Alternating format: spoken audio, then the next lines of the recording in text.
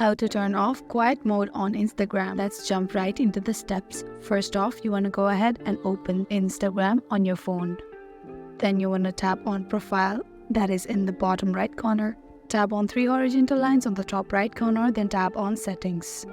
After you do that, tap on notifications. One way is to turning off pause all, that is temporarily pausing the notification. When you turn it on, the quiet mode will be turned on, and when you turn it off, you will be disabling the quiet mode. You can set the time for how long that you want to turn on pause all. The next way is to directly tapping on quiet mode. To enable quiet mode, you just have to do is turn it on, and to turn off quiet mode, that is disable Instagram silent mode, you have to turn it off. All you have to do is just tap on it.